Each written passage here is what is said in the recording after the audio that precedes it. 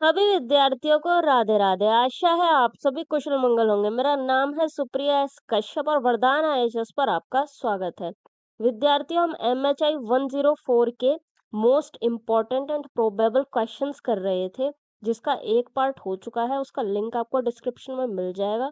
आप पहले उसे देखिए, क्योंकि उसमें हम आधे क्वेश्चंस कवर कर चुके हैं, अदरवाइज वो आपके छूट जाएंगे और बाकी आधे हम इसमें करने वाले हैं। तो चलिए अब बिना समय के बर्बादी करते हुए सेशन को स्टार्ट करते हैं। सबसे पहला आ जाता है आपका क्वेश्चन नंबर 11। दिल्ली सल्तनत की केंद्रीय प्रशासनिक व्यवस्था की प्रकृति पर टिप्पणी कीजिए। जो दिल्ली सल्तनत की केंद्रीय स्तर पर जो प्रशासनिक व्यवस्था थी उसकी प्रकृति हमें इसमें बतानी है। ओके, तो देखिए दिल्ली सल्तनत की जो केंद्रीय स्तर पर प्रशासनिक व्यवस्था थी, एक तो वो संगठित थी, दूसरी सैन्य प्रधान थी, तीसरी आंतरिक रूप से वो केंद्रीकृत थी। जो सुल्तान होता था वो उस राज्य का सर्वोच्च अधिकारी होता था।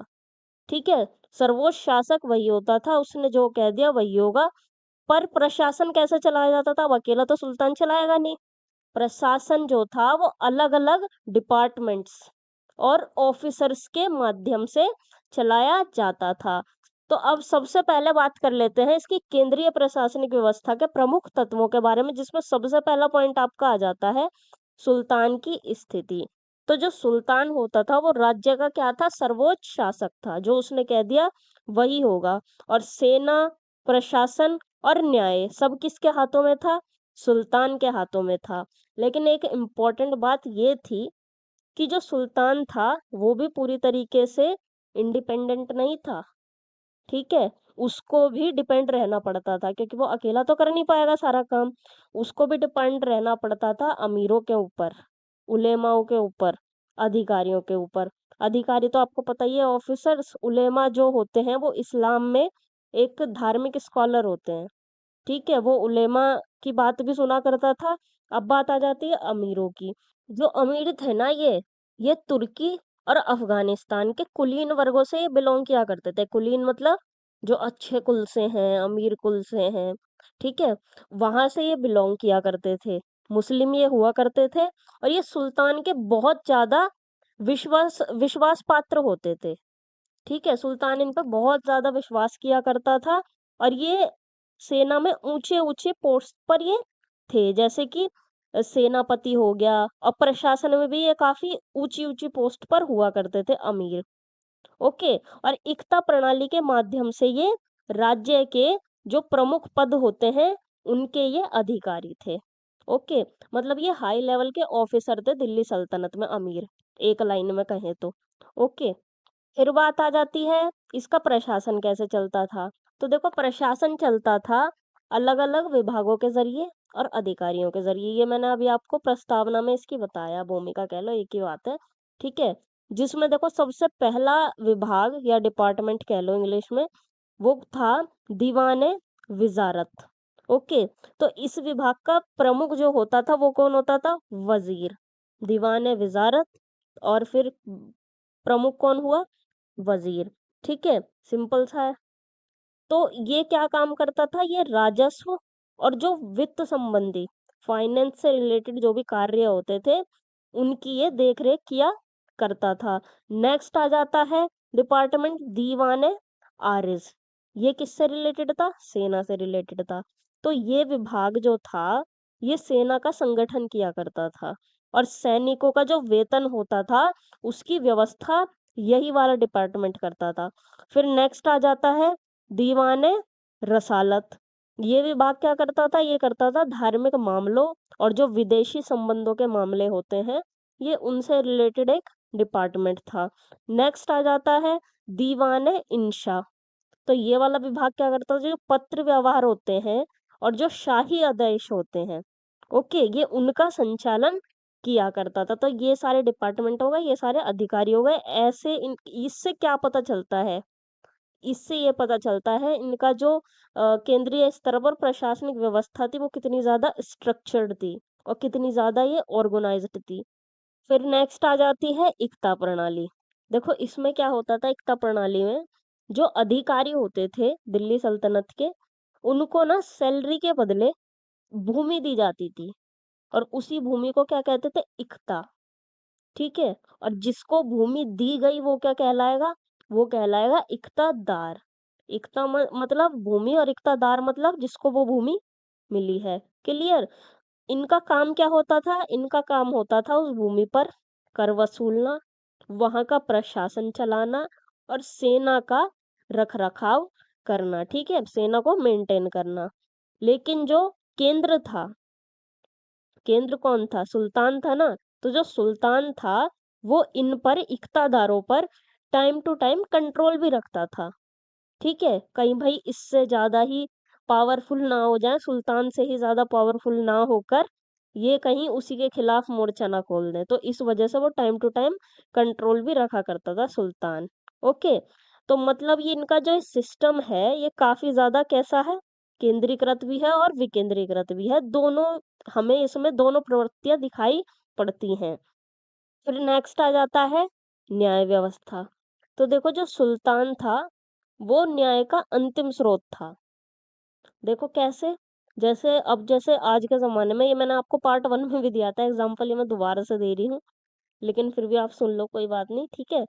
देखो जैसे कोर्ट होता है, वो किसी व्यक्ति को, कोई मुजरिम को वो फांसी की सजा दे देता है। ठीक है। फिर उसके बाद क्या होता है, उसके पास ऑप्शन होता है कि राष्ट्रपति के पास क्षमा याचिका लगाओ, और फिर राष्ट्रपति ने क्षमा कर दिया तो कर दिया, वरना फांसी तो दी ही जाएगी। तो बस उसी प्रकार से सुल्तान क्या था, न्याय का अंतिम स्रोत था। यहाँ पे काजी कौन हो गए, कोर्ट हो गए, एक तरीके से एग्जाम्पल के साथ इसको मैच करें, और राष्ट्रपति कौन हो गया, सुल्तान। ओके। तो ये क्या था, अंतिम स्रोत था, अंतिम न्यायाधीश, अंतिम जज सुल्तान था। और जो काजी थे, वो काजी शरीयत के अनुसार, शरीयत क्या होता है, इस्लामिक कानून होता है। ओके। तो उसके अनुसार ये न्याय किया करते थे। पर जो लोकल रीति रिवाज थे, ठीक है, जो भारत के लोकल रीति रिवाज थे उनको भी इम्पोर्टेंस दी जाती थी। मतलब इससे क्या पता चलता है, जो दिल्ली सल्तनत की न्याय व्यवस्था थी ये कैसी थी, मिक्स प्रकार की ये व्यवस्था थी। फिर लास्ट पॉइंट आ जाता है इसमें, केंद्रीकरण और व्यावहारिकता। तो देखो सैद्धांतिक रूप से देखा जाए दिल्ली सल्तनत को, तो ये कैसा था, ये केंद्रीकृत था। ठीक है। लेकिन असलियत देखी जाए तो ये राज्य बहुत बड़ा था, बहुत विशाल ये साम्राज्य था, अलग अलग क्षेत्र थे, विविधता से भरा ये साम्राज्य था। तो इस वजह से पूरी तरीके से कंट्रोल पॉसिबल ही नहीं था। ठीक है। इसलिए सुल्तान को क्या करना पड़ता था, जो स्थानीय शक्तियां थी उनके साथ सुल्तान को बैलेंस बनाना पड़ता था, संतुलन बनाना पड़ता था, ताकि जो उसका साम्राज्य है वो ठीक से चल सके। अब आ जाता है इसका निष्कर्ष। तो दिल्ली सल्तनत की केंद्रीय प्रशासनिक व्यवस्था जो थी वो संगठित और विभागीय थी, विभाग थे ना, अलग अलग डिपार्टमेंट्स थे, और सैन्य प्रधान थी, और काफी हद तक केंद्रीकृत थी। लेकिन प्रैक्टिकली देखा जाए तो ये पूरी तरीके से भी केंद्रीकृत नहीं थी, क्योंकि सुल्तान को भी लोकल शक्तियों के साथ संतुलन बनाना जरूरी था। ठीक है। इसीलिए ही दिल्ली सल्तनत को क्या कहा जाता है, सैद्धांतिक रूप से तो इसको केंद्रीकृत कहा जाता है, लेकिन प्रैक्टिकली रूप से इसको विकेंद्रीकृत कहा जाता है। अब आ जाता है क्वेश्चन नंबर 12, दिल्ली सल्तनत की राजस्व व्यवस्था का विश्लेषण कीजिए। तो देखो दिल्ली सल्तनत की जो शक्ति थी उसका मुख्य आधार क्या था, उसकी मजबूत राजस्व व्यवस्था। ठीक है। जो सेना, प्रशासन और दरबार के जो खर्चे होते थे उसको पूरा करती थी। देखो राज्य के पास भी कहाँ से पैसा आएगा, टैक्स लेकर ही आएगा। ओके। या फिर किसी से युद्ध लड़के उसकी संपत्ति को लूट लिया जाए तो आएगा। तो इनका जो मेन जो आधार था शक्ति का, वो इनकी राजस्व व्यवस्था थी, जिसमें से सबसे मेन था भूमि कर। ठीक है। ये इनकी जो इनकम थी इनके राज्य की, उसका सबसे ये महत्वपूर्ण सोर्स था। ओके। अब बात कर लेते हैं इनकी जो राजस्व व्यवस्था है उसके मुख्य तत्वों के बारे में, जिसमें सबसे पहला कर आ जाता है भूमि राजस्व कर। ठीक है। ये इनकी जो इनकम थी उसका ये सबसे मेन सोर्स यही था। और ये किससे लिया जाता था, किसानों से ये लिया जाता था। एक निश्चित हिस्सा जो उनका प्रोडक्शन होता था किसानों का, ठीक है, खेती करने के बाद जो उनका प्रोडक्शन हुआ उसमें से एक निश्चित हिस्सा खराज के रूप में वसूला जाता था। ओके, उनकी निश्चित हिस्सा लिया उनकी उपज का, और वो कर के रूप में इन्होंने वसूला किसान से, और इसी कर को क्या नाम दिया गया? खराज। ओके, और जनरली कितना हिस्सा लिया जाता था, ये भी तो लिखोगे ना आप कि कितना हिस्सा लिया जाता था। तो जनरली किसानों से 1/3 से आधा हिस्सा वसूला जाता था। कितना? 1/3 का आधा हिस्सा जनरली।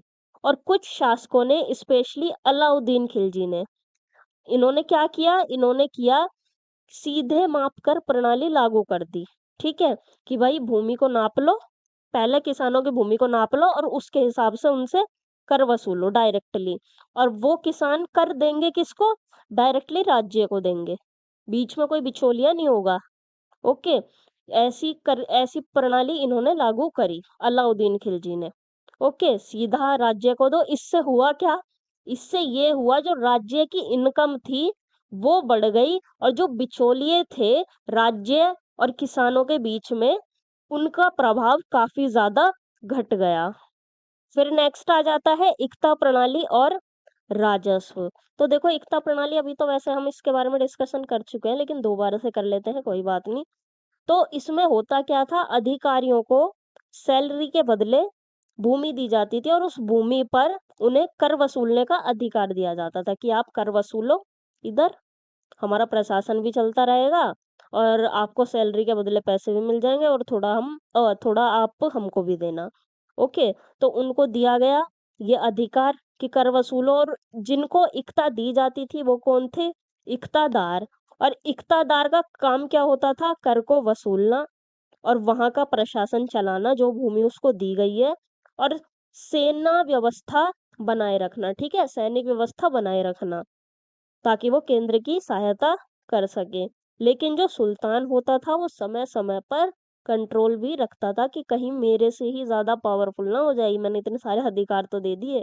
ओके, फिर नेक्स्ट आ जाता है अन्य कर। तो देखो, भूमि कर के अलावा भी और भी कर थे, जिसमें सबसे पहला आ जाता है जजिया कर। ठीक है, ये किस पर लगाया जाता था? ये उन पर लगाया जाता था जो प्रजा में गैर मुस्लिम थे। ओके, गैर मुस्लिम उस टाइम कौन थे? हिंदू, सिख, बौद्ध, जैन, ये सब थे, तो इन पर ये कर लगाया जाता था, जजिया। फिर नेक्स्ट आ जाता है जक़ात।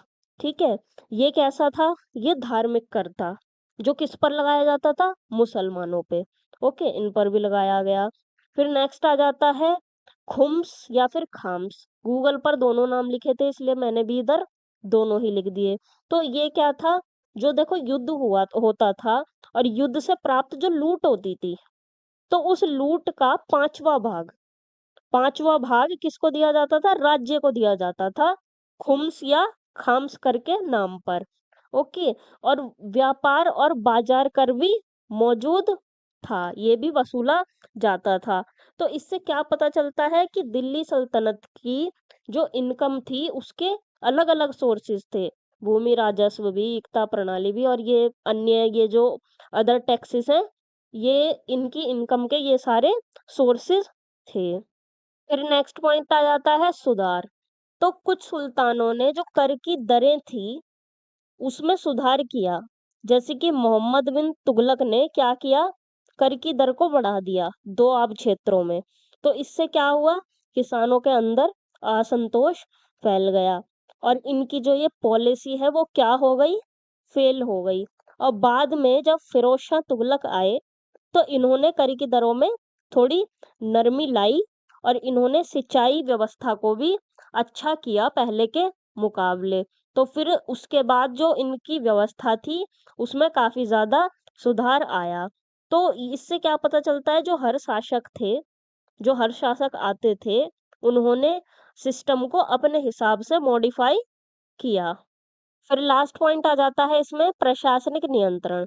तो देखो, भूमि के ऊपर सर्वोच्च अधिकार किसका था? राज्य का था। ओके, और कर को वसूलने का मेन उद्देश्य क्या था? इनका मेन उद्देश्य था कर को वसूलने का कि राज्य की ज्यादा से ज्यादा इनकम हो। ओके, और इसका इम्पैक्ट किसके ऊपर पड़ा? इसका इम्पैक्ट पड़ा किसानों के ऊपर। उनके ऊपर टैक्स का बर्डन बहुत ज़्यादा बढ़ गया। अब आ जाता है इसका निष्कर्ष। तो दिल्ली सल्तनत की जो राजस्व व्यवस्था थी, वो संगठित थी और राज्य केंद्रित थी। भूमि कर जो था, इनका मुख्य आधार था इनकी आय का, और इक्ता प्रणाली इसके संचालन का मुख्य माध्यम थी। जो इनकी राजस्व व्यवस्था थी, वो इक्ता प्रणाली के माध्यम से ही तो ये चलाते थे, ठीक है। लेकिन किसानों पर जो टैक्स का बोझ था, वो काफी ज्यादा था। इसलिए ये जो इनकी राजस्व व्यवस्था है, वो इनके राज्य को तो मजबूत बनाती थी बेशक, लेकिन जो समाज के निचले वर्ग थे, जैसे कि किसान, उन पर दबाव भी डालता था इनका ये राजस्व व्यवस्था। अब आ जाता है क्वेश्चन नंबर 13। मुगल राज्य की विभिन्न व्याख्याओं का विवेचन कीजिए। तो सबसे पहला आप इसका टाइम पीरियड याद रखना, 1526 से 1707। तो देखो, ये जो मुगल राज्य था, ये भारतीय इतिहास का एक बहुत पावरफुल राजनीतिक शक्ति थी, ठीक है। लेकिन सवाल ये है कि इसका राज्य कैसा था, इसके राज्य की प्रकृति कैसी थी। तो जो अलग अलग इतिहासकार हैं, उन्होंने इसे अलग अलग तरीके से समझाया। सबका अलग अलग मत है कि नहीं, उसके राज्य की प्रकृति ऐसी थी, कोई कहता है वैसी थी। तो इस क्वेश्चन में हम वही सारी अलग अलग जो व्याख्याएं हैं, डिफरेंट व्याख्याएं हैं, उन्हीं को हम इसमें समझेंगे। तो सबसे पहली व्याख्या आ जाती है केंद्रीकृत और निरंकुश राज्य है। तो जो कुछ इतिहासकार हैं या फिर विद्वान कह लो, ठीक है, वो क्या कहते हैं? वो कहते हैं कि ये राज्य काफी ज्यादा केंद्रीकृत और निरंकुश था। और वो ऐसा क्यों कहते हैं? वो ऐसा इसलिए कहते हैं, वो कहते हैं कि सम्राट जो था, या फिर बादशाह कह लो, बादशाह ही कहा करते थे वैसे तो मुगलों में। तो जो बादशाह था, वो सबसे ऊपर था, सर्वोच्च वही था, सर्वे सर्वा वही था। जो उसकी इच्छा होती थी, वही कानून होता था। और प्रशासन, सेना, न्याय, सब किसके हाथों में थी? बादशाह के हाथों में थी। मतलब शक्ति का पूरी तरीके से केंद्रीकरण हो रखा था। तो इसीलिए वो मुगल राज्य को क्या कहते हैं, मुगल साम्राज्य को, कि ये केंद्रीकृत और निरंकुश राज्य था। तो ये तो हो गई आपकी पहली व्याख्या। अब आ जाती है दूसरी व्याख्या। तो ये आ जाती है राजस्व आधारित राज्य। ये किसका पॉइंट ऑफ व्यू है? ये है मार्क्सवादी इतिहासकारों का। तो मार्क्सवादी इतिहासकारों का ये कहना है कि मुगल राज्य जो है, ये एक राजस्व संग्रहकारी राज्य था। इसका मतलब कि राज्य का जो मेन फोकस था, वो कर वसूली के ऊपर था, स्पेशली भूमि राजस्व के ऊपर। और जो मनसबदारी और जागीरदारी प्रणाली है या व्यवस्था है, वो इसी राजस्व व्यवस्था से जुड़ी हुई थी। अभी इसके बारे में भी आएगा, ठीक है, ये भी मैं आपको बताऊंगी।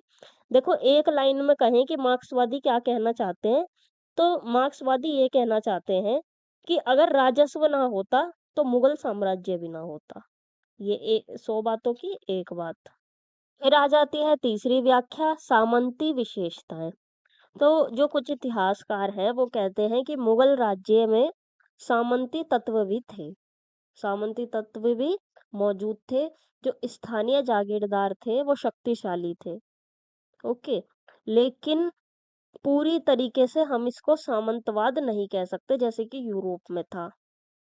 तत्व देखने को मिलते हैं, लेकिन पूर्ण सामंतवाद हम इसको नहीं कह सकते हैं। भूमि संबंध और सैन्य सेवा में सामंती तत्व स्पष्ट देखने को मिलते हैं, ठीक है। जो इनकी ये व्यवस्था है जागीरदारी, इसमें देखने को मिलता है सामंती तत्व, लेकिन पूरी तरीके से हम इसको नहीं कह सकते। जैसे यूरोप में एकदम शोषणकारी रूप में ही था। वो आपने MHI 101 में पढ़ा था, और 102 में भी, ठीक है। तो ये उसकी तरह नहीं था, उससे ये डिफरेंट था। भारतीय सामंतवाद भी इसको हम कह सकते हैं।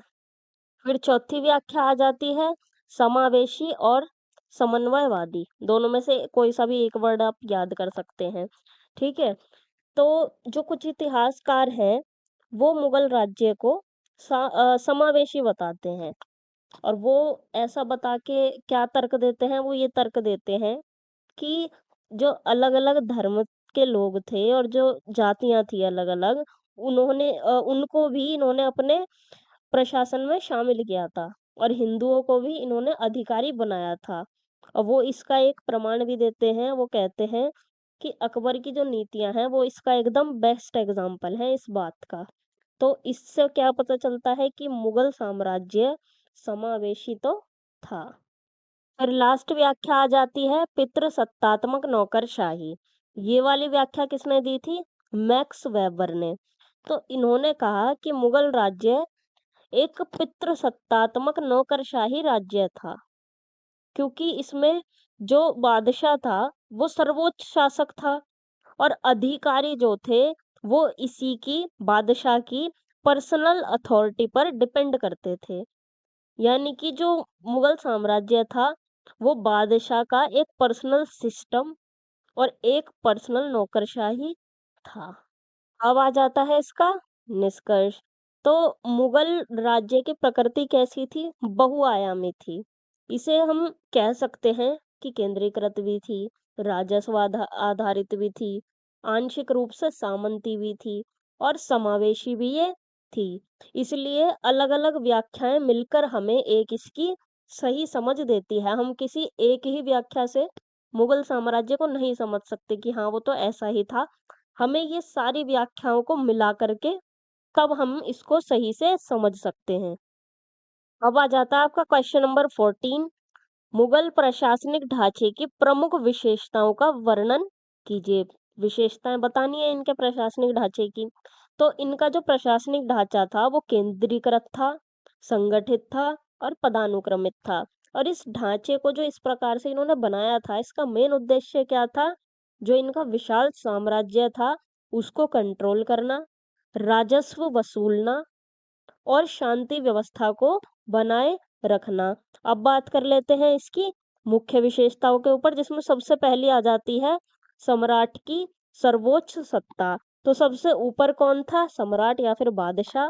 जो प्रशासन, सेना और न्याय थी वो सब किसके कंट्रोल में थी? बादशाह के कंट्रोल में थी।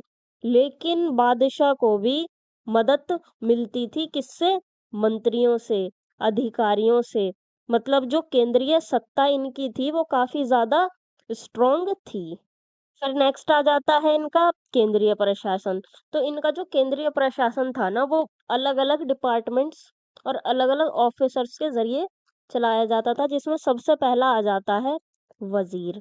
ठीक है, वजीर या फिर दीवान, दोनों में से कोई सा भी वर्ड आप यूज कर सकते हैं। तो ये फाइनेंस और राजस्व विभाग जो था उसका प्रमुख था वजीर। नेक्स्ट आ जाता है मीर बख्शी। ये सैन्य विभाग जो था इनका उसका प्रमुख था मीर बख्शी।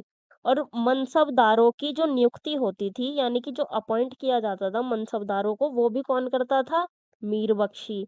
और उनका जो वेतन होता था मनसबदारों का और सेना का, उसकी भी देखरेख कौन करता था? मीर बख्शी ही किया करता था। नेक्स्ट आ जाता है सद्र उस सुदूर। तो ये क्या था? ये धार्मिक और दान संबंधी जो कार्य होते थे ये उनका अधिकारी था। नेक्स्ट आ जाता है काजी उल कुजात। तो ये क्या था? ये न्याय विभाग जो था इनका उसका ये प्रमुख था। जैसे हमारे अभी है ना चीफ जस्टिस, तो ये एक तरीके से काजी उल कुजात को आप चीफ जस्टिस मान सकते हैं। जैसे आज का हमारा सिस्टम होता है जो अलग अलग डिपार्टमेंट्स के जरिए चलाया जाता है, सेम टू सेम वैसा ही है। ओके, बस इनमें नाम थोड़े शायद अरबी या फारसी भाषा के नाम है, मुझे भी नहीं पता। तो वो आपको याद करने में थोड़ी सी तकलीफ होगी, पर याद तो आपको देखो करने ही पड़ेंगे। फिर नेक्स्ट आ जाती है मनसबदारी व्यवस्था। तो इसमें क्या होता था? जो अधिकारी होते थे उनको रैंक दी जाती थी, रैंक या फिर पोस्ट वो इनको दी जाती थी। और उसी के आधार पर अधिकारियों को सैलरी दी जाती थी। मनसब का मतलब ही क्या है? पोस्ट या फिर रैंक। उसको उर्दू या फारसी मुझे नहीं पता ये कौन सा वर्ड है, रैंक को कहा जाता है मनसब। ठीक है, तो उनको वो रैंक दी जाती थी और उसी रैंक के अनुसार अधिकारियों को सैलरी दी जाती थी। ठीक है, कि हाँ भाई इस वाला अधिकारी की ये रैंक है तो इसको इतनी सैलरी देनी है, इसकी ये वाली रैंक है तो इसको इतनी सैलरी देनी है। ठीक है, और मनसबदारों की जो जिम्मेदारी होती थी वो भी तय होती थी। ठीक है, कि हाँ भाई इनकी जिम्मेदारी ये है, इनकी जिम्मेदारी ये है। ओके। और जो मनसबदार थे उनको सैनिक भी रखने होते थे अपने पास। मतलब कि जो इनका प्रशासन था और जो इनकी सेना थी वो आपस में क्या थी, कनेक्टेड थी। और इस व्यवस्था को, ये जो मनसबदारी व्यवस्था है, इसको व्यवस्थित रूप किसने दिया? इसको व्यवस्थित रूप दिया था अकबर ने। फिर नेक्स्ट आ जाती है जागीरदारी व्यवस्था। तो देखो, जागीरदारी व्यवस्था क्या थी? इसमें जो मनसबदार होते थे उनको जमीन दी जाती थी। जमीन, जागीर। ठीक है, जागीर वर्ड आप यूज करेंगे, जागीर को ही जमीन कहा जाता है, तो वो उनको दी जाती थी। और वहां पर ये क्या कर सकते थे? जो इनको जागीर दी गई थी वहां पर ये राजस्व वसूला करते थे। ठीक है। और देखो, अब जब जागीर जिसको दी गई, जिस व्यक्ति को दी गई, वो कौन कहलाएगा? जागीरदार। ओके। जागीर मतलब जमीन, और जमीन जिसको दी गई वो कौन हुआ? जागीरदार। और जो ये जागीरदार थे, इनको आप उस जमीन का पूर्ण मालिक मत समझना, ये वहां के स्वामी नहीं होते थे। ठीक है, ये मालिक नहीं होते थे। जो ये जमीन होती थी उनका कंट्रोल किसके पास होता था? राज्य के पास ही हुआ करता था। फिर नेक्स्ट आ जाता है प्रांतीय प्रशासन। तो देखो, मुगल साम्राज्य को सूबों में विभाजित किया गया था। ठीक है, सूबा या फिर प्रांत, वो आप इसको कह सकते हैं, सूबा या प्रांत। ओके। तो इन सूबों का जो हेड होता था वो कौन होता था? सूबेदार। ओके। सूबेदार, गवर्नर की पोस्ट आप एक तरीके से मान लो। ओके। और ये जो सूबे थे इनको भी दो इकाइयों में बांटा हुआ था, पहला तहसील और फिर परगना। तो इससे क्या पता चलता है, जो इनका प्रांतीय प्रशासन था वो ऊपर से लेके नीचे तक एकदम ऑर्गेनाइज्ड था। फिर लास्ट आ जाता है राजस्व व्यवस्था। देखो, भूमि कर जो था वो मुगल साम्राज्य का क्या था? मुख्य आधार यही था इनकम का इनकी। और अकबर के समय क्या हुआ? भू सर्वेक्षण, या फिर इसको इजी लैंग्वेज में कहें तो भूमापन, भूमि मापन और कर निर्धारण प्रणाली लागू गई। जैसे कि निर्धारित कर दिया कि हाँ भाई इस व्यक्ति से भूमि नाप करके इतना कर लेना है, इससे इतना, इससे इतना, ऐसे करके अकबर ने प्रणाली लागू की। और इससे हुआ क्या? इससे ये हुआ, जो इनकी राजस्व व्यवस्था थी वो एफिशिएंट बन गई, और जो इनका राज्य था वो फाइनेंशियली स्ट्रांग हो गया। अब आ जाता है इसका निष्कर्ष। तो मुगल प्रशासन केंद्रीकृत, संगठित और पदानुक्रमित था। मनसबदारी और जागीरदारी जो व्यवस्था थी वो इसकी बैकबोन थी। और इसी एफिशिएंट सिस्टम के कारण इन्होंने मुगल साम्राज्य का जो इतना बड़ा क्षेत्र था उसको ये कंट्रोल इजीली कर पाए। अब आ जाता है आपका क्वेश्चन नंबर 15। मुगल साम्राज्य के पतन के कारणों का विश्लेषण कीजिए।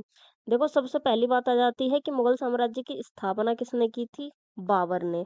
और औरंगजेब के समय पर मुगल साम्राज्य कहाँ पर था? अपने चरम पर, यानी कि पीक पर था।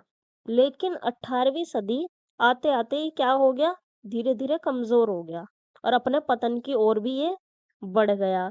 और इसके पतन के पीछे कई सारे आंतरिक और बाहरी कारण थे। और इस क्वेश्चन में हम उन्हीं कारणों के बारे में जानेंगे। तो सबसे पहला कारण तो आ जाता है उत्तराधिकार का युद्ध। देखो, जो मुगल बादशाह थे इन्होंने अपना एक क्लियर उत्तराधिकार रूल नहीं बनाया हुआ था कि हाँ भाई, कि जो बड़ा लड़का है उसी के पास ही जाएगी बादशाहत। ठीक है, तो ऐसे करके इनका कोई क्लियर रूल नहीं था। तो इसका परिणाम ये निकला कि जो बादशाहों की मृत्यु हो जाती थी उसके बाद राजकुमारों में युद्ध हो जाता था, इनके बीच में संघर्ष हो जाता था कि मैं बनूंगा बादशाह, मैं बनूंगा, मैं बनूंगा। और इससे हुआ क्या? जो स्थिरता थी वो हो गई खत्म, और साम्राज्य क्या पड़ गया? कमजोर हो गया। देखिए, जब कोई फिक्स्ड उत्तराधिकार नहीं होता ना, उत्तराधिकारी नहीं होता है फिक्स, तो उसका परिणाम यही निकलता है, निरंतर संघर्ष। फिर दूसरा कारण आ जाता है प्रशासनिक कठिनाइयां। देखिए, जो मुगल साम्राज्य था वो बहुत ज्यादा विशाल था, बहुत ज्यादा बड़ा था। प्रॉब्लम क्या आई? इतने बड़े क्षेत्र को कंट्रोल करना मुश्किल था, और संचार भी स्लो था जब इतना ज्यादा विशाल ये साम्राज्य था।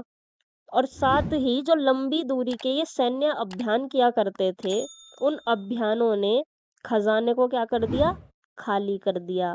मतलब कि क्या हुआ, इनका प्रशासन कमजोर हो गया, और ये भी इनके पतन होने का एक कारण बना। फिर तीसरा कारण आ जाता है धार्मिक नीतियां और असंतोष। तो औरंगजेब ने क्या किया, सख्त धार्मिक नीतियां लागू कर दी गैर मुस्लिमों के प्रति। और जो जजिया टैक्स था उसको भी वापस से लागू कर दिया कि हाँ जी, अब तो जजिया टैक्स आपको देना ही पड़ेगा। और इसका परिणाम क्या निकला, जो कई सारे समुदाय थे वो नाराज हो गए, उनमें असंतोष फैल गया, जैसे कि मराठा, सिख, राजपूत। और इन्होंने क्या कर दिया, विद्रोह शुरू कर दिया मुगल साम्राज्य के खिलाफ। मतलब कि जो इनकी आंतरिक यूनिटी थी मुगल साम्राज्य की, वो क्या हो गई, खत्म हो गई। फिर चौथा कारण आ जाता है आर्थिक संकट। देखो हुआ क्या, इनकी जो राजस्व प्रणाली थी वो कमजोर हो गई।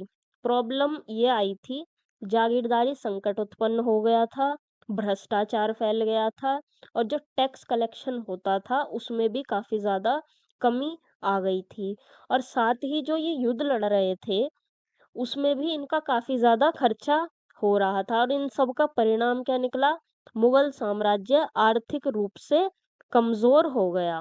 फिर आ जाता है पांचवा कारण, जो कि एक बाहरी कारण है। तो मुगलों के ऊपर दो बहुत बड़े आक्रमण हुए। पहला तो नादिर शाह का, और दूसरा अहमद शाह अब्दाली का। इन आक्रमणों ने दिल्ली को लूटा, और जो मुगलों का खजाना था उसको इन्होंने खाली कर दिया।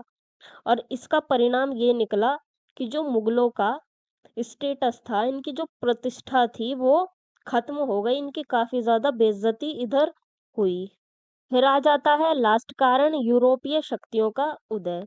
तो इस समय जो अंग्रेज थे और अन्य जो यूरोपीय शक्तियां थी वो भारत में एक्टिव हो गई थी, और इन्होंने भारत में राजनीतिक इंटरफेयर भी करना शुरू कर दिया था, हस्तक्षेप भी इन्होंने करना शुरू कर दिया था। और धीरे धीरे इन्होंने पावर भी हासिल कर ली थी, यूरोपीय शक्तियों ने और अंग्रेजों ने। इसका परिणाम ये निकला कि मुगलों का जो कंट्रोल था वो कमजोर हो गया था। अब आ जाता है इसका निष्कर्ष। तो मुगल साम्राज्य का जो पतन हुआ उसका कारण था उत्तराधिकार युद्ध, प्रशासनिक कमजोरी, धार्मिक संघर्ष, आर्थिक संकट, विदेशी आक्रमण और यूरोपीय हस्तक्षेप।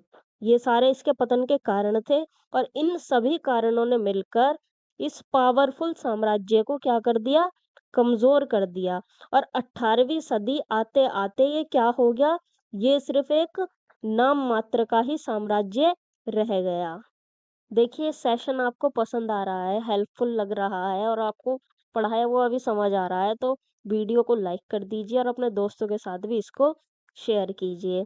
और चैनल को भी आप सब्सक्राइब कर सकते हैं, क्योंकि इसी तरह के एग्जाम ओरिएंटेड सेशंस आपको यहीं पर मिलेंगे, बाकी सभी सब्जेक्ट्स के भी। अब चलिए आगे बढ़ते हैं। अब आ जाता है आपका क्वेश्चन नंबर 16, मराठा राज्य के उदय और सुदृढ़ीकरण की प्रक्रिया का वर्णन कीजिए। देखो जब 17वीं सदी में मुगल साम्राज्य अपने पतन की ओर बढ़ा, जब वो कमजोर हो गया, तभी एक नई शक्ति उभरी जिसका नाम क्या था, मराठा शक्ति। और इस शक्ति का नेतृत्व किन्होंने किया, इसका नेतृत्व किया छत्रपति शिवाजी महाराज ने। ओके, यही इसके फाउंडर थे, और इन्होंने इसको एक संगठित और मजबूत राज्य बनाया। अब सबसे पहले आप इसका समझ लो बैकग्राउंड। ठीक है, देखो दक्कन जो क्षेत्र है वो कैसा क्षेत्र है, पठारी क्षेत्र है, दुर्गम क्षेत्र है, कठिन रास्ते हैं, और जो यहाँ के लोकल सरदार थे उनका यहाँ पर प्रभाव था, देशमुखों का और देश पांडे का। ठीक है, साथ ही जो एक संघर्ष चल रहा था, राजनीतिक संघर्ष किसके बीच, मुगलों के और बीजापुर के बीच, सत्ता को लेकर के इनके बीच संघर्ष चल रहा था। तो इसका परिणाम क्या निकला, इसका परिणाम ये निकला कि जो मराठे थे उनको उभरने का मौका मिला। ठीक है, एक लाइन में कहें तो क्या कहेंगे कि जो दक्कन की ज्योग्राफी थी और जो राजनीतिक संघर्ष चल रहा था, इन दोनों चीजों ने मराठाओं को अपॉर्चुनिटी दी। अब आ जाता है इसका सबसे इम्पोर्टेंट फेज, छत्रपति शिवाजी महाराज का नेतृत्व और राज्य की स्थापना।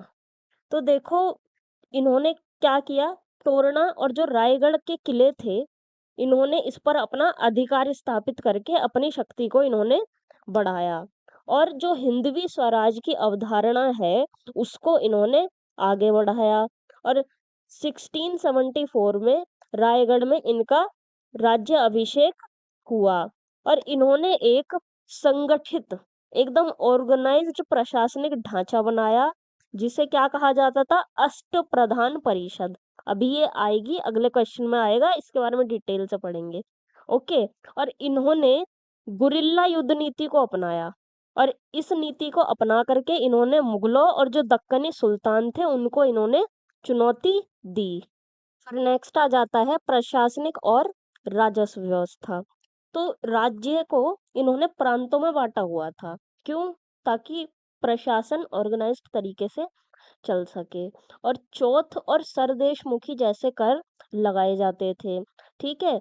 इससे क्या हुआ, कर लेने से, कर वसूली से जो राज्य की आर्थिक स्थिति थी वो मजबूत हो गई, और मजबूत आर्थिक स्थिति होगी जब राज्य की, तो राज्य क्या होगा, मजबूत होगा। फिर नेक्स्ट आ जाता है पेशवाओं के अधीन विस्तार। तो शिवाजी के बाद पेशवाओं ने मराठा राज्य का विस्तार किया। ठीक है, उनका दौर शुरू हुआ पेशवाओं का, और बालाजी विश्वनाथ और बाजीराव प्रथम जैसे पेशवाओं के दौर में मराठा राज्य का विस्तार उत्तर भारत तक पहुंच गया, और साथ ही जो प्रशासनिक नियंत्रण था वो भी मजबूत हुआ। मतलब कि जो मराठा थे उनकी अब जो पावर है वो कहाँ तक पहुंच गई, ऑल इंडिया लेवल तक पहुंच गई पेशवाओं के दौर में। फिर लास्ट आ जाता है मराठा संघ का निर्माण। तो क्या हुआ बाद में, मराठा शक्ति एक संघ बन गई, और इसमें शामिल हो गए सिंधिया, होलकर, भोसले और गायकवाड़। ये जो सरदार थे ये सब किसमें शामिल हो गए, मराठा संघ में शामिल हो गए। इससे मराठा साम्राज्य की शक्ति तो बढ़ी, इससे जब ये संघ बना शक्ति बढ़ी, लेकिन क्या हुआ, जो इनकी आंतरिक प्रतिस्पर्धा थी सरदारों के बीच में, जो इनका आंतरिक कंपटीशन जो चल रहा था वो भी बढ़ गया साथ में। अब आ जाता है इसका निष्कर्ष। तो मराठा राज्य का उदय हुआ सामाजिक और भौगोलिक परिस्थितियों से और मुगल कमजोरी के कारण। ठीक है, ये दो कारण इसके रहे थे, और इसका जो सुदृढ़ीकरण है वो छत्रपति शिवाजी महाराज के नेतृत्व में, मजबूत प्रशासन से और पेशवाओं के विस्तार से इसका सुदृढ़ीकरण हुआ। इसलिए मराठा शक्ति 18वीं सदी में एक प्रमुख राजनीतिक शक्ति बन गई। अब आ जाता है आपका क्वेश्चन नंबर 17, मराठा प्रशासनिक तंत्र की प्रमुख विशेषताओं का विश्लेषण कीजिए। तो देखो मराठा शक्ति का जो संगठित रूप था ये छत्रपति शिवाजी महाराज के नेतृत्व में ही विकसित हुआ था। और इसका प्रशासन कैसा था, इसका प्रशासन था व्यवहारिक, सैन्य प्रधान और काफी हद तक आंतरिक रूप से विकेंद्रीकृत था, और यही इसकी सबसे बड़ी खासियत थी। तो अब बात कर लेते हैं इसके प्रशासनिक तंत्र के प्रमुख तत्वों के बारे में। सबसे पहला पॉइंट इसमें आ जाता है छत्रपति का सर्वोच्च सत्ता। तो सबसे ऊपर कौन होते थे, छत्रपति होते थे। जो भी छत्रपति की पोस्ट पे होते थे वही सबसे ऊपर होते थे, वही राज्य के सर्वोच्च शासक होते थे। सभी निर्णय किसके कंट्रोल में होते थे, छत्रपति के कंट्रोल में होते थे। लेकिन छत्रपति अकेले काम नहीं किया करते थे। ओके, उन्हें भी अष्ट प्रधान परिषद की हेल्प लेनी पड़ती थी। फिर नेक्स्ट आ जाता है इनके प्रशासनिक तंत्र की सबसे खास विशेषता, वो थी अष्ट प्रधान परिषद। ठीक है, ये किस लिए काम करती थी, ताकि जो प्रशासन है वो स्मूथली चल सके। देखो सबसे पहले आ जाते हैं पेशवा। ओके, ये 8 जनों की, 8 मंत्रियों की ये एक परिषद थी, जिसमें सबसे पहले आ जाते थे पेशवा। ये किस क्या होते थे, ये होते थे प्रधानमंत्री। ठीक है, जो ये सामान्य प्रशासन होता था और जो सरकार का प्रमुख काम होता था ये वो देखा करते थे। राजा के बाद यानी कि छत्रपति के बाद दूसरा नंबर किसका होता था, पेशवाओं का होता था। ओके, फिर आ जाता है नेक्स्ट अमात्य। ओके। अमात्य कौन होते थे? वित्त मंत्री, फाइनेंस मिनिस्टर। तो ये राज्य की जो आय व्यय होती थी और जो फाइनेंस से रिलेटेड हिसाब किताब होता था, ये वो सब किया करते थे। फिर नेक्स्ट आ जाते हैं तीसरे मंत्री, जो कि गृह मंत्री होते थे, ठीक है, होम मिनिस्टर। तो ये सूचना, खुफिया जानकारी और दरबारी कार्यों का लेखा जोखा ये किया करते थे।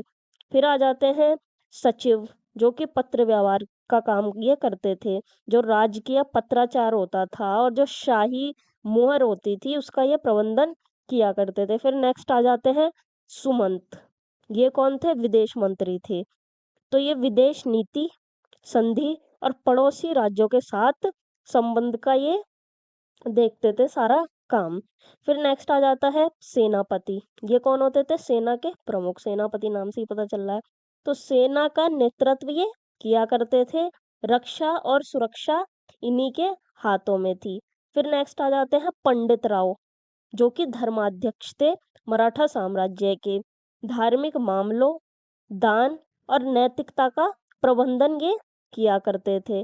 फिर नेक्स्ट आ जाते हैं और लास्ट न्यायाधीश। ये मुख्य न्यायाधीश थे, जैसे अभी होता है ना चीफ जस्टिस, तो वैसे ही आप इसको समझ सकते हैं।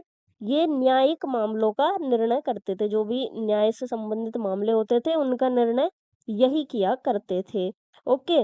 और इनका काम ये होता था कि प्रशासन स्मूथली चले। और इससे क्या पता चलता है कि इन्होंने जो कार्य हैं साम्राज्य के, उन्होंने इसको अच्छी तरीके से एकदम प्रॉपरली डिवाइड करके रखा था कि हाँ जी, इस मंत्री का काम ये है, इनको ये डिपार्टमेंट संभालना है। ये वाले मंत्री का काम ये है, इनको ये वाला डिपार्टमेंट संभालना है। फिर नेक्स्ट आ जाता है राजस्व व्यवस्था। तो इनकी जो राज्य की इनकम का जो मेन सोर्स था वो क्या था? भूमि कर। साथ ही चौथ और सरदेशमुखी जैसे कर भी वसूले जाते थे। और ये जो टैक्सेस थे, ये बाहर के क्षेत्रों से भी लिए जाते थे, राज्य के बाहर के क्षेत्रों से भी लिए जाते थे। इससे क्या हुआ? जो राज्य था वो क्या बना? फाइनेंशियली स्ट्रांग बना। फिर नेक्स्ट आ जाता है प्रांतीय और स्थानीय प्रशासन। देखो, राज्य को इन्होंने प्रांतों में बांटा था और जो प्रांतीय अधिकारी थे उनका काम था अपने प्रांत में कर वसूलना और कानून व्यवस्था को संभालना अपने प्रांत के अंदर। गवर्नर आप कह सकते हैं प्रांतीय अधिकारी को, ठीक है। और गांव स्तर पर जो पारंपरिक संस्थाएं थी, उनको भी महत्व दिया जाता था, उनकी बेगैरती नहीं करी जाती थी। इससे क्या पता चलता है? इससे पता चलता है जो पारंपरिक संस्थाएं थी, जो लोकल संस्थाएं थी, प्रशासन में उनका भी पार्टिसिपेशन था। फिर नेक्स्ट आ जाता है सैन्य व्यवस्था। तो मराठों की खासियत थी गुरिल्ला युद्ध नीति। साथ ही किलों का भी बहुत महत्व था, क्योंकि किले जो थे वो प्रशासन और सैन्य संचालन का सेंटर थे। और पेशवाओं के समय जो सेना थी उसका और ज्यादा विस्तार किया गया। और लास्ट आ जाता है इसमें विकेंद्रीकरण और संघीय स्वरूप। देखो, जो मराठा प्रशासन था ये पूरी तरीके से केंद्रीकृत नहीं था। खासकर पेशवाओं के बाद ये एक संघ बन गया, जिसमें कौन कौन शामिल थे? सिंधिया, होलकर, भोसले। अब भोसले सुन के मोनालिसा भोसले को मत याद करने लग जाना। और गायकवाड़, ठीक है, ये चारों इसमें शामिल थे। ये कौन थे? स्थानीय सरदार ये थे। इनके पास काफी स्वतंत्रता थी। तो इससे क्या पता चलता है? इससे पता चलता है कि जो मराठा राज्य था ये विकेंद्रीकृत था और संघीय इसकी प्रवृत्ति थी। अब आ जाता है इसका निष्कर्ष। तो ये मराठा प्रशासन व्यवहारिक और सैन्य प्रधान था। छत्रपति के अधीन ये ऑर्गेनाइज्ड था। अष्ट प्रधान परिषद ने इसे व्यवस्थित किया, लेकिन संघीय स्वरूप के कारण इसमें विकेंद्रीकरण भी मौजूद था। इसलिए यह मध्यकालीन भारत की एक प्रभावी लेकिन मिश्रित प्रशासनिक प्रणाली थी। अब आ जाता है क्वेश्चन नंबर 18। भारत में ब्रिटिश औपनिवेशिक राज्य की प्रकृति की विवेचना कीजिए। देखो, ब्रिटिश औपनिवेशिक राज्य का पहले विकास की आप टाइम पीरियड देखो। इसका टाइम पीरियड है 18वीं सदी के उत्तरार्ध, यानी कि सेकंड हाफ से लेकर के 20वीं सदी के मध्य तक इसका विकास हुआ। शुरुआत में तो ये सिर्फ एक व्यापारिक संस्था थी, ईस्ट इंडिया कंपनी। ओके। लेकिन धीरे धीरे ये क्या हो गई, ये एक राजनीतिक शक्ति बन गई, राजनीतिक सत्ता ये बन गई। तो अब बात आ जाती है कि इसका नेचर कैसा था, इसके राज्य की प्रकृति कैसी थी। तो इसमें सबसे पहली विशेषता आ जाती है इसकी राज्य की प्रकृति में, केंद्रीकृत और नौकरशाही प्रधान राज्य है। तो ब्रिटिश शासन था कैसा, केंद्रीकृत और नौकरशाही से बना हुआ था ये, ठीक है।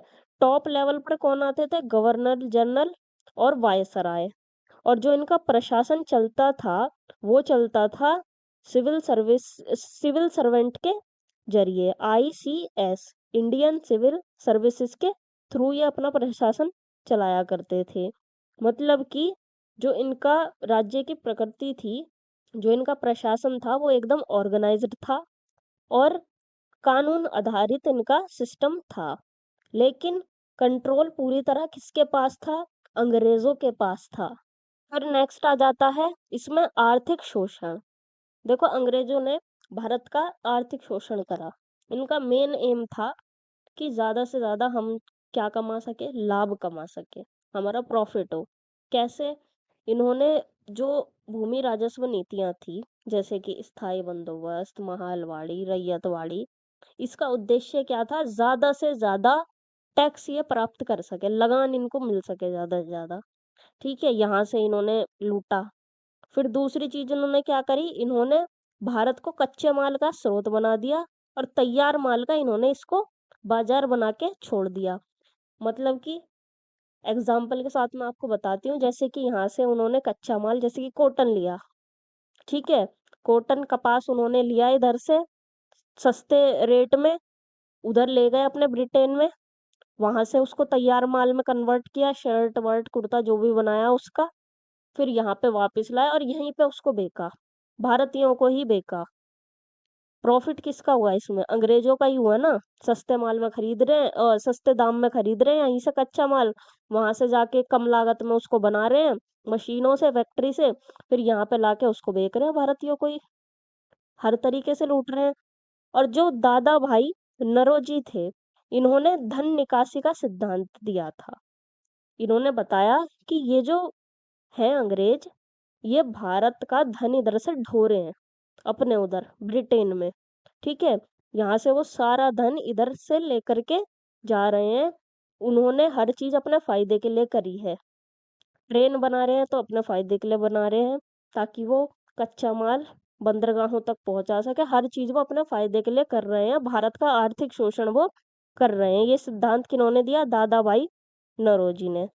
तो इससे क्या पता चलता है कि भारत को इन्होंने केवल यूज किया, ना कि भारत को इन्होंने डेवलप्ड किया। जबकि दुनिया में क्या नैरेटिव बनाते थे कि हम तो जी भारत का विकास कर रहे हैं, इनको हम तो जी सभ्य बना रहे हैं। ऐसा कुछ नहीं था, ये केवल और केवल भारत का शोषण कर रहे थे हर तरीके से, और सबसे ज्यादा तो ये आर्थिक शोषण कर रहे थे। फिर नेक्स्ट आ जाता है कानून और न्याय। तो अंग्रेजों ने क्या किया, आधुनिक न्यायपालिका स्थापित की, ठीक है। जो मॉडर्न कोर्ट्स होते हैं उनको इन्होंने विकसित किया इधर, और लिखित कानून और इंडियन पीनल कोड, आईपीसी की धाराएं अभी तो बीएनएस की हो चुकी हैं, तो ये जो थी ये इन्होंने ही बनाए थे। इससे हुआ क्या, इससे ये हुआ जो न्याय व्यवस्था थी वो ऑर्गेनाइज्ड हो गई। लेकिन जो वास्तविक शक्ति थी वो किसके पास थी, अंग्रेज अधिकारियों के ही पास थी, ठीक है। ये भी उन्होंने मतलब इक्वालिटी तो इसमें थी ही नहीं, जो समानता थी वो बहुत ज्यादा लिमिटेड थी भारतीयों के लिए। फिर नेक्स्ट आ जाता है इसमें सीमित राजनीतिक भागीदारी। भारतीयों को बहुत कम, बहुत ही कम राजनीतिक अधिकार दिए गए थे। जैसे कि जो काउंसिल्स थी उसमें बहुत कम उनकी भागीदारी थी। लेकिन जो अधिकांश सत्ता जो थी वो अंग्रेज अधिकारियों के ही पास थी। मतलब कि डेमोक्रेसी का केवल एक इल्यूजन था, जो असली नियंत्रण था वो किसके पास था, अंग्रेजों के पास ही था। फिर लास्ट आ जाता है इसमें आधुनिक और औपनिवेशिक तत्वों का समन्वय। देखो जो अंग्रेज थे इन्होंने आधुनिक संस्थाएं स्थापित की, जैसे कि रेल, डाक, शिक्षा, एटसेट्रा, ये सब इन्होंने स्थापित की। लेकिन इनका मेन उद्देश्य विकास करना नहीं था भारत का। इसका मेन उद्देश्य था औपनिवेशिक नियंत्रण और भारत का शोषण। मतलब कि क्या हुआ, आधुनिक और औपनिवेशिक तत्वों का इधर समन्वय हो गया, ये कंबाइंड हो गए। अब आ जाता है इसका निष्कर्ष। तो ये जो ब्रिटिश औपनिवेशिक राज्य था, ये केंद्रीकृत और नौकरशाही वाला ये राज्य था। आर्थिक शोषण पर ये आधारित था और भारतीयों को इसमें जो राजनीतिक भागीदारी थी वो बहुत ही कम दी जाती थी। साथ ही इन्होंने जो आधुनिक संस्थाएं थी उनको इन्होंने विकसित किया, लेकिन वो भी किसके लिए? औपनिवेशिक हितों के लिए, अपने फायदे के लिए। इसलिए ये एक शोषणकारी और नियंत्रणकारी प्रशासनिक सिस्टम था। अब आ जाता है आपका क्वेश्चन नंबर 19। औपनिवेशिक शासन के अंतर्गत उत्तर पूर्वी भारत में सामाजिक सांस्कृतिक परिवर्तनों का वर्णन कीजिए। जो औपनिवेशिक शासन था उसके जो अंतर्गत उत्तर पूर्वी, जो हमारा नॉर्थ ईस्ट वाला भारत है, उसमें क्या क्या परिवर्तन आए, सामाजिक और सांस्कृतिक परिवर्तनों का हमें इसमें बताना है। तो देखो 19वीं सदी में ब्रिटिश शासन का विस्तार हुआ। ठीक है, तब इस क्षेत्र में यानी कि नॉर्थ ईस्ट वाले क्षेत्र में प्रशासनिक, आर्थिक और सांस्कृतिक बदलाव हुए। तो सबसे पहला बदलाव आ जाता है प्रशासनिक हस्तक्षेप। तो ब्रिटिश शासन ने इस क्षेत्र को अलग अलग तरीकों से ट्रीट किया। ठीक है, पिछड़ा और जनजातीय घोषित किया। ठीक है, तो इन्होंने कुछ क्षेत्रों को, यहाँ के नॉर्थ ईस्ट के क्षेत्रों को, कुछ को तो कह दिया ये एक्सक्लूडेड है और कुछ को पार्शियली एक्सक्लूडेड है। ठीक है, मतलब कि ये वाले तो शामिल है प्रशासन में, ये वाले शामिल, ये आंशिक रूप से शामिल है, ऐसा इन्होंने कह दिया। तो इससे क्या हुआ, जो ये क्षेत्र था वो मेन जो प्रशासन था उससे अलग हो गया और इसका रिजल्ट ये निकला, जो कुछ स्थानीय संस्थाएं थी उनको तो प्रोटेक्शन मिल गई, संरक्षण मिल गया, लेकिन उनको राजनीतिक अलगाव भी मिला। यानी कि संरक्षण भी मिला और अलगाव, दोनों इनको साथ में मिला नॉर्थ ईस्ट के क्षेत्र को। फिर दूसरा परिवर्तन आ जाता है मिशनरी गतिविधियां और शिक्षा। तो यहाँ पर ब्रिटिश शासन के दौरान ईसाई मिशनरियों का आगमन हुआ और इन्होंने शिक्षा फैलाई इधर, स्वास्थ्य सेवाएं दी और अपने धर्म का इन्होंने इधर प्रचार किया। इसका परिणाम क्या निकला, जो कई सारी जनजातियां थी उनमें ईसाई धर्म फैल गया क्या, फैलाया इन्होंने। ठीक है, और जो नई शिक्षा थी उससे अवेयरनेस भी बढ़ी इनमें जनजातियों में। ठीक है, यानी कि शिक्षा से नई चेतना और सामाजिक सुधारों को जन्म मिला। तीसरा परिवर्तन आ जाता है आर्थिक परिवर्तन। तो अंग्रेजों ने यहाँ पर चाय बागानों की स्थापना की और बाहर से ये मजदूर लेकर के आए। साथ ही इन्होंने वन नीतियां भी लागू की और जो भूमि व्यवस्था थी उसको भी इन्होंने इधर बदल दिया। इसका परिणाम ये निकला, जो पारंपरिक आजीविका थी वो प्रभावित हुई और आर्थिक असमानता इधर फैल गई। अब देखो जो जनजातियां होती हैं वो तो उसी पर, जंगल पर ही डिपेंड होते हैं। ठीक है, उनका खाना पीना रहना सहना, रहते भी वो जंगल में हैं, तो सब कुछ उनका जंगलों पर ही डिपेंड होता है और अंग्रेजों ने इसको डिस्टर्ब कर दिया, इनके सिस्टम को। फिर चौथा परिवर्तन आ जाता है सामाजिक संरचना में परिवर्तन। देखो पहले जो जनजातीय समाज होता था वो सामुदायिक और समानतावादी होता था। ठीक है, सामूहिक रूप से, वो सामुदायिक रूप से जीवन जिया करते थे, हर चीज पर, हर संसाधन पर सबका अधिकार होता था। लेकिन ब्रिटिश नीतियों ने किया क्या, यहाँ पर भूमि स्वामित्व जो सिस्टम होता है उसको इन्होंने इधर इंट्रोड्यूस किया और जो प्रशासनिक व्यवस्था होती है उसको इन्होंने बदल दिया। इसका परिणाम ये निकला कि जनजातीय समाज में नए डिविजन्स आ गए। ओके, और जो दस्तावेजीकरण था उससे इनको राजनीतिक रूप मिला, इनकी जो पहचान थी उसको राजनीतिक रूप मिला, यानी कि इनकी जो आइडेंटिटी थी वो भी अब बदलने लगी। फिर लास्ट परिवर्तन आ जाता है सांस्कृतिक जागरण और प्रतिरोध। तो जो ब्रिटिश नीतियां थी उनके खिलाफ यहाँ पर आंदोलन शुरू हो गए। ठीक है, जैसे कि मणिपुर और नागा जो क्षेत्र था वहां पर विद्रोह हुए। इन आंदोलनों ने क्षेत्रीय पहचान को मजबूत किया, सांस्कृतिक अस्मिता को बचाया, यानी कि बदलाव के साथ साथ प्रतिरोध भी आया। अब आ जाता है इसका निष्कर्ष। तो उत्तर पूर्वी भारत में प्रशासनिक बदलाव, शिक्षा और मिशनरी प्रभाव, आर्थिक परिवर्तन, सामाजिक संरचना में बदलाव और सांस्कृतिक प्रतिरोध, ये सभी फैक्टर्स इम्पोर्टेंट थे। इसलिए औपनिवेशिक शासन ने इस क्षेत्र की पहचान को नया रूप दिया, लेकिन साथ ही संघर्ष भी पैदा इन्होंने इधर करवा दिया। अब आ जाता है आपका क्वेश्चन नंबर 20। औपनिवेशिक हस्तक्षेप का शिक्षा और समाज पर प्रभाव स्पष्ट कीजिए। तो देखो, ये जो ब्रिटिश औपनिवेशिक शासन था, इसने केवल राजनीतिक और आर्थिक परिवर्तन नहीं किए भारत में, बल्कि इसने शिक्षा और समाज को भी बहुत ज्यादा गहराई से प्रभावित किया, और उन्हीं प्रभावों के बारे में इस क्वेश्चन में चर्चा होगी। तो सबसे पहला पॉइंट आ जाता है आपका इसमें, नई शिक्षा नीति। देखो, 19वीं सदी से अंग्रेजी शिक्षा की शुरुआत हो गई भारत में, और 1835 में मैकाले के मिनट ने अंग्रेजी शिक्षा को बढ़ावा दिया। अब ये मैकाले का मिनट क्या है? तो ये एक विवरण पत्र है, एक डॉक्यूमेंट है। इसमें ये लिखा गया, इसमें ये बताया गया है कि हाँ भाई, ऐसे ऐसे शिक्षा लागू करनी है, इनको इस प्रकार की शिक्षा देनी है, ताकि ये रंग रूप से तो भारतीय रहे, लेकिन वैसे ये एक अंग्रेजी क्लर्क रहे। तो इस तरीके का इसमें पूरा विवरण है। और 1854 में वुड्स डिस्पैच ने शिक्षा का क्या करा, एक विस्तारित योजना बनाई। इनका उद्देश्य क्या था? अंग्रेजी माध्यम में शिक्षा फैलाना, ठीक है, इंग्लिश मीडियम से शिक्षा फैलाना, और प्रशासनिक क्लास को तैयार करना, ठीक है, ताकि ये आए और हमारे ये क्लर्क बन जाए, हमारे यहाँ नौकरी करें और हमारा काम ये आसान कर दे। फिर दूसरा प्रभाव आ जाता है आधुनिक ज्ञान और विचार। तो अंग्रेजी शिक्षा ने विज्ञान, तकनीक, मानवाधिकार और लोकतंत्र जैसे विचारों को फैलाया, और इसका परिणाम ये निकला, भारत में सामाजिक सुधार जो आंदोलन हुए, उनको प्रेरणा मिली, उन आंदोलनों को, इन विचारों से। फिर तीसरा प्रभाव आ जाता है मध्य वर्ग का उदय। तो ये नई शिक्षा ने एक नया वर्ग तैयार किया, वो था शिक्षित मध्य वर्ग। ये वर्ग सरकारी नौकरियों में गया, अंग्रेजों के यहीं पर सरकारी नौकरियों में गया, और साथ ही साथ जो राष्ट्रीय आंदोलन थे उसमें भी इसने एकदम एक्टिव भूमिका निभाई।